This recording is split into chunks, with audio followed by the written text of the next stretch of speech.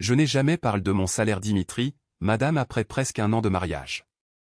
350 000 francs CFA par mois, c'est ce que je gagne en tant que directrice du développement stratégique dans une grande entreprise de télécommunications à Abidjan. Mais Dimitri n'en savait rien. Ou plus, il savait, mais il préférait ne pas en parler. Surtout pas ça sûr. Un soir, en rentrant du bureau, il m'a annoncé la nouvelle. Sa sœur Armelle revenait du Maroc pour 3 jours. Armelle, qui n'était pas venue notre mariage. Armelle, qui vivait Casablanca depuis 8 ans avec son mari marocain. Armelle, dont Dimitri ne parlait jamais sans une sorte de tension dans la voix. Je les observe depuis le couloir. Il était debout devant le miroir de l'antre de notre appartement au plateau, remontait le col de sa chemise pour la 3e fois en 1 minute. Mon mari est quelqu'un de solide. Il travaille comme un urso dans une société de services informatiques, il gagne bien sa vie, il nous a trouvé ce bel appartement dans le quartier des affaires, et nous partons chaque année en vacances Dakar ou Kribi. Mais elle, il avait l'air d'un étudiant avant un examen. Là, tu es PRT, il a crié, madame s'il me voyait dans le reflet du miroir. Presque, j'ai répondu en enfilant mon gilet PRFR. Raconte-moi encore Armelle. Il s'y retourne, et j'ai vu le petit tic au coin de sa bouche. Ce tic qui apparaît quand il cache quelque chose. Qu'est-ce que tu veux savoir? Elle a 5 ans de plus que moi. Elle a pou un Marocain il y a 8 ans.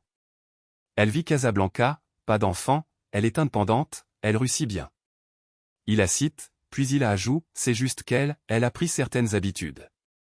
Depuis qu'elle est partie au Maroc, elle est devenue un peu, comment dire, hautaine. J'ai souri intérieurement. Après un an de mariage, je lisais Dimitri comme un livre ouvert. Certaines habitudes voulaient dire qu'Armelle était riche et aimait le faire savoir. Un peu hautaine voulait dire qu'elle regardait tout le monde de haut. Et voir comment mon mari se tordait les mains, ça sûreté visiblement quelqu'un de difficile. Elle ne t'a jamais demandé ce que je faisais dans la vie? J'ai demandé d'un ton innocent. Si, bien sœur. Je lui ai dit que tu travaillais dans un bureau. En gros, elle pense que tu es secrétaire ou quelque chose dans ce genre. Voile. Dimitri n'était pas seulement discret. Il avait tout simplement honte d'admettre ça sur qu'il avait pou une femme qui gagnait plus que lui. Mon poste de directrice, mon salaire, tout assez mystérieusement transforme en tu travailles dans un bureau. J'ai senti quelque chose bouillir en moi, mais je me suis retenu. Ce n'était pas le moment de faire une skné. Et puis, la situation me semblait tellement absurde qu'elle en devenait drôle. Un homme adulte qui a peur de dire ça sur que sa femme réussit mieux que lui. Et maintenant je dois faire quoi? Jouer la petite employée timide qui apporte le caf? Là, s'il te plaît. Il me regardait avec des yeux suppliants. Je ne veux pas de questions inutiles. Elle et elle pour 3 jours seulement. On se voit, on discute, et c'est tout. 3 jours? Où elle loge? Chez maman. Mais maman est partie au village ce week-end, donc Armelle nous invite venir chez elle ce soir. Elle prépare un tagine, elle veut nous faire goûter. C'est elle qu'un plan à germe dans ma TTE. Un plan fou, un peu puéril, mais terriblement tentant. Pourquoi ne pas jouer un RLE, mais pas celui d'une petite secrétaire terne? Quelque chose de plus savoureux. Laisser la grande sur-hautaine obtenir exactement ce qu'elle attendait. Une rencontre avec la femme pas assez bien pour son frais. TRS bien, j'ai dit en me dirigeant vers la chambre. Je vais me changer. Dimitri a souffle de soulagement. Il ne savait pas encore dans quoi il venait de me donner le feu vert. 30 minutes plus tard, je suis sorti de la chambre dans un vieux jean US au genou, un petit haut haché aux marches d'Adjam, et de vieilles baskets. J'avais rassemblé mes cheveux en queue de cheval néglige, efface tout mon maquillage sauf le fond de teint, et j'avais enfilé une veste lime avec mon vieux sac en tissu de mes ânes d'université. Tu crois que a fait secrétaire? J'ai demandé avec un sourire timide fork. Dimitri m'a regarde, les yeux carquilles comme s'il voyait un fantôme. Là, tu es sérieuse? Pourquoi tu vas aussi loin? Mais c'est toi qui m'as dit qu'elle avait ses habitudes. Alors laissons-la juger. Il a ouvert la bouche, puis la referme. Il comprenait qu'il avait lui Madame CR cette situation. Reculer était impossible. Dans le taxi qui nous emmenait vers le quartier Cocody au logé Armelle chez leur MRE, j'ai peaufiné mentalement mon personnage. Je parlerai avec un LGER accent de l'intérieur du pays. J'étais d'ailleurs vraiment originaire d'une petite ville du centre de la comté d'Ivoire, alors ce ne serait pas difficile. J'ajouterai un peu de navet dans les gestes. Je m'émerveillerai de tout.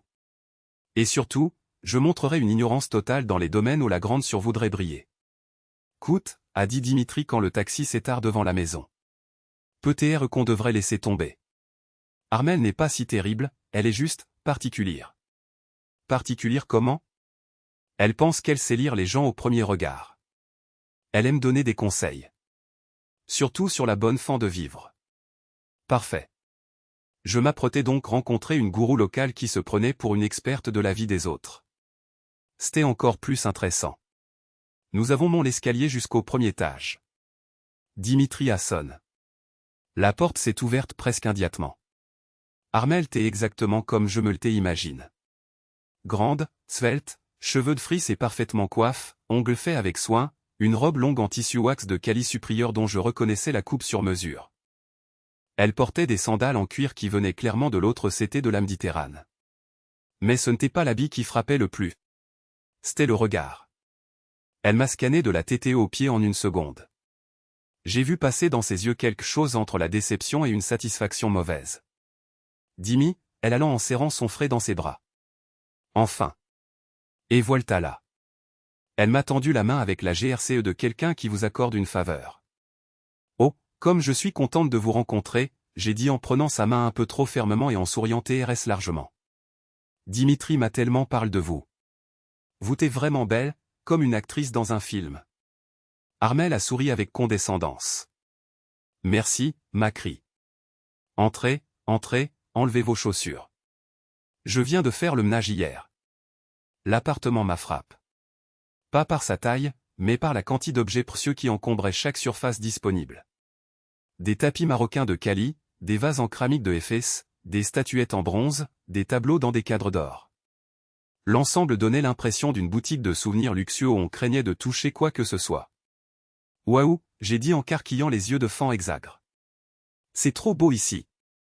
On dirait un palais marocain dans les films. Tout vient du Maroc. Pas tout, a répondu Armelle avec fier. Ce vase vient de Éphèse, artisanat authentique. Ce tableau est d'un artiste contemporain de Casablanca. Mon mari et moi, nous fréquentons les galeries et les ventes aux encres, vous savez. Elle disait mon mari avec une intonation particulière, comme pour souligner qu'elle appartenait à une catégorie de personnes qui peuvent se permettre d'acheter de l'art. Et votre mari, il fait quoi comme travail? J'ai demandé en m'asseyant sur le canapé et en regardant autour de moi d'un air admiratif. Karim poste une chaîne telle Marrakech et Agadir, a répondu Armelle, et sa voix portait une fière peine voile. On s'est rencontrés quand je surnais dans l'un de ces établissements. Le coup de foudre, vous savez. Comme c'est romantique, j'ai soupiré en battant des mains doucement. Moi j'ai rencontré Dimitri dans le Gbaka, vous savez, le minibus. Il m'avait cédé sa place parce que j'avais des gros sacs du marche. Dimitri a failli estouffer, et Armelle a aigrement pincé les lèvres. Une histoire de rencontre dans un Gbaka ne correspondait visiblement pas à ses critres de romantisme convenable. Ah oui, a-t-elle dit. Dimitri me disait que tu travailles dans un bureau. Dans sa voix, il y avait un mépris peine dissimule. J'ai décidé d'en rajouter. Oui, je suis assistante. Enfin, aide l'assistante de direction. Je fais le CAF, je photocopie les documents, je réponds au téléphone. Ce n'est pas bien compliqué. J'ai soupiré. Mais c'est PRS de chez nous et le chef n'est pas trop macante. Je vois, a dit Armelle avec un hochement de TTE, et j'ai vu sur son visage une satisfaction discrète. Ses pires craintes se confirmaient. Et des projets pour la suite? Pour l'avenir, je veux dire? J'ai pris un air perdu. Ben, des enfants, peut-être. Dimitri veut un garçon. Et moi je pensais m'inscrire des cours de coiffure tressage. Para qu'on gagne bien et on peut travailler depuis chez soi. Dimitri s'agitait sur son siège comme sur des braises. Je voyais son visage qui le regrettait tout, mais le spectacle avait démarré et plus rien ne pouvait l'arrêter. La coiffure, c'est bien sûr utile, a dit Armelle avec condescendance. Mais tu sais, Macri, de nos jours une femme doit se développer. Lire, s'intéresser la culture, au monde. Moi, par exemple, j'ai suivi des cours d'histoire de l'art à l'Institut Franet de Casablanca. En Franet soutenu, bien entendu. Oh, c'est bien, j'ai dit avec admiration. En quelle langue c'était? Armelle s'étarte une seconde, visiblement décontenance par la question, puis elle a souri avec patience. Enfranet, Macri. Il n'y en a pas d'autre. Elle s'étourne vers Dimitri. Et toi, petit frais, tu n'as pas envoyé ta femme en cours? Casablanca, sans bagage culturel, on ne va nulle part. On ne compte pas s'installer Casablanca, a dit Dimitri avec prudence. Dommage, allant Armelle en s'animant. L'Europe, la culture, les opportunités. Bon, c'est vrai que la vie elle-bas coûte cher. Il faut un certain niveau de revenu. Elle m'a regarde avec un sourire loque. Mais bon, peut-être avec le temps. Enfin, peut-être pas. J'ai compris que le moment est venu de passer la deuxième phase de l'opération. C'est vraiment cher le Maroc, j'ai demandé avec un air naïf. Une amie m'a dit que c'est moins cher que chez nous pour beaucoup de choses. Tout dépend où tu vas, a répondu Armelle sur un ton doctoral. Si tu fais tes courses dans les souks populaires, oui, c'est bon marche. Mais si tu vis dans un bon quartier de Casablanca dans un bel appartement, le NTRE, par exemple, vaut l'équivalent de 150 millions de francs CFA. Ce n'est pas la porte de tout le monde. 150 millions, j'ai ouvert de grands yeux. C'est combien de zros ça? Armelle s'élance avec plaisir dans les explications. Beaucoup, Macri. Sans compter les charges, les services, la conciergerie, la piscine dans la résidence. Karim dit qu'on ne fait pas d'économie sur le logement. Et vous avez vraiment autant d'argent que j'ai demandé avec une innocence charmante. Dimitri a enfoui son visage dans ses mains, mais Armelle tait dans son lement. Dieu merci, on ne manque de rien. Karim est un homme d'affaires accompli. Je l'aide sur ses projets internationaux. Cette année, on ouvre un nouvel Tel Essaouira. Rien que la construction, c'est 3 millions d'euros d'investissement. Elle disait comme si elle avait madame pose chaque pierre de cette telle.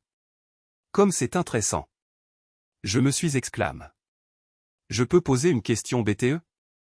Bien sûr, Macri, demande. Quoi sert d'avoir autant d'argent? Armelle s'effige, le sourire moitiforme sur les lèvres. Dimitri relève la TTE avec une expression de panique. Comment quoi sert? A-t-elle répété. Ben, j'ai continué avec un interté 5 fork, vous m'avez dit que l'appartement fait 150 millions et que vous t'es juste 2. Sans enfants. Pourquoi un si grand appartement? Et pourquoi plusieurs tels? On ne peut dormir que dans un seul endroit à la fois. Le visage d'Armelle affiche une légère confusion. Visiblement, les questions philosophiques sur le sens de l'accumulation ne faisaient pas partie de son cours d'histoire de l'art. C'est un investissement, Macri. Le capital doit travailler. Elle essayait de reprendre son RL de mentor. Toi tu vis de salaire en salaire, mais nous, on pense l'avenir. Je ne vis pas de salaire en salaire, j'ai dit avec une petite voix blesse. J'arrive madame mettre un peu de CT chaque mois. Combien tu gagnes, si ce n'est pas indiscret, a demandé Armelle avec un sourire protecteur. 40 000, j'ai menti. Mais je n'ai pas tout des PENS. Le mois dernier j'ai mis 5 000 de CT. 5 000 francs par mois d'économie, a répété Armelle, et sa voix bordée d'une moquerie peine retenue. Tu sais, Macri, j'ai un sac qui coûte plus que ton salaire annuel. Elle s'est levée à ramène avec fier un petit sac en cuir d'un luxe vide. Un sac lot au puzzle, a-t-elle à non. Cadeau de Karim pour mon anniversaire. 2 millions de francs CFA. J'ai pris le sac dans mes mains et j'ai caressé le cuir avec merveillement. Qu'il est doux. Mais pourquoi il coûte aussi cher? Comment pourquoi? Armelle n'avait pas PRVU cette question non plus. C'est une grande maison, c'est le prestige, la quali, l'exclusivité. C'est quoi l'exclusivité, j'insiste. Il n'y en a qu'un au monde? Non bien sûr, mais... Armelle commençait s'agacer visiblement. Ils en fabriquent peu. Il faut s'inscrire sur liste d'attente. Ah, j'ai dit d'un air entendu. C'est comme le dernier smartphone haut de gamme alors. On en fait peu au DBUT pour faire monter le prix. Dimitri a tous pour cacher un sourire. Armelle a perdu un peu de sa superbe. Ce n'est pas du tout pareil. C'est de l'art, du style, du goût. Tu comprends? Je comprends, j'ai acquiesque. Moi aussi j'ai un sac avec du goût. Je l'ai payé 8 000 francs aux marches de Trècheville, mais il est joli et il contient plus de choses que celui-là. Armelle m'a repris le sac des mains comme si mon contact pouvait l'abmer. Là, Macri, a-t-elle dit sur un ton plus dur, tu ne saisis pas la différence entre les choses. Il y a un niveau, il y a un statut. Quand tu portes un sac comme A, les gens te regardent différemment, ils te respectent. J'ai réfléchi voix haute. Et si quelqu'un est macant mais a un beau sac, les gens vont quand madame le respecter? Ce n'est pas la question, a LCH Armelle avec impatience. Je parle de la fan dont on se sentence aussi. Mais pourquoi se presenter? J'ai toujours cru qu'il valait mieux taire une bonne personne, simplement. À ce moment précis, mon téléphone a sonné. L'écran affichait le nom du directeur général de mon entreprise. J'ai refusé l'appel. Ce n'était pas le bon moment. Pardonnez-moi, j'ai dit. C'est le patron, mais je ne suis pas au travail.